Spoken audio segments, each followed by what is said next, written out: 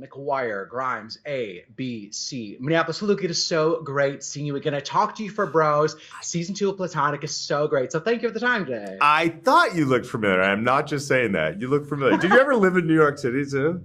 No. No, I live in Minneapolis. No, I know that, but I wondered if maybe at one point in your life you were. I wish. We were there like 2 weeks ago, and I love New York so much. Yeah. Now, my husband and I watch Jeopardy every day, and Charlie gets to play Jeopardy. So I'm curious, what was it like filming on that set, and would you, Luke, make for a good contestant? Okay, I'll tell you what. I'm actually the exact same as you and your husband. Me and my partner watch it every night as well. In fact, we had recorded the season finale, so I actually just watched the season finale. Scott did not go any further, which I had mixed feelings about. Big fan of the show. It was so thrilling to step onto the Sony stage, that classic Sony stage. And would I be a good contestant? I actually was asked to be on Celebrity Jeopardy. It's yet to come to fruition, but I think I'd be okay if I get the right categories. That's obviously everybody's situation. Anything with word anagrams, I would be very bad at. Yeah. Oh my God. I need a movie categories. I would rock that. And yes, Scott, I wanted him to keep going into next season because he was so damn good. There was like a coolness to him. He was, I don't know.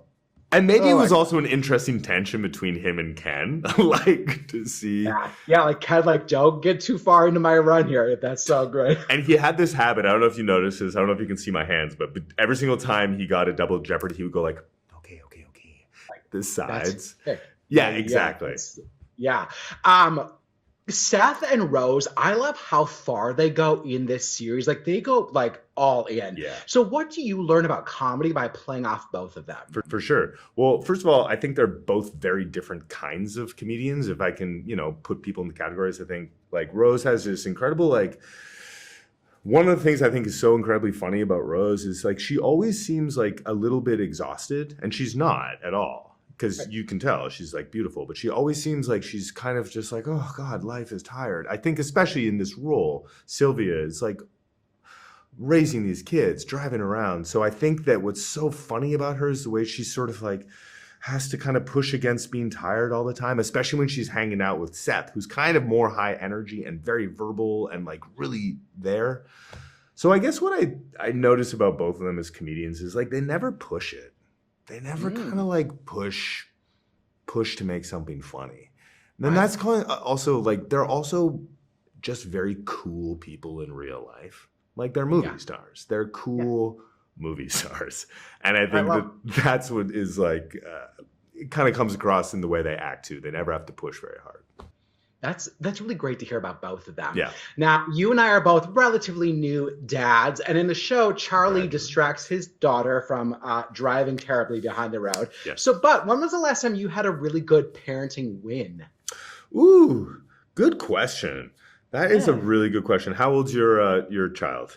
He's 3, and we just took her to the movie theater yesterday for the first time. Aw, that's really good.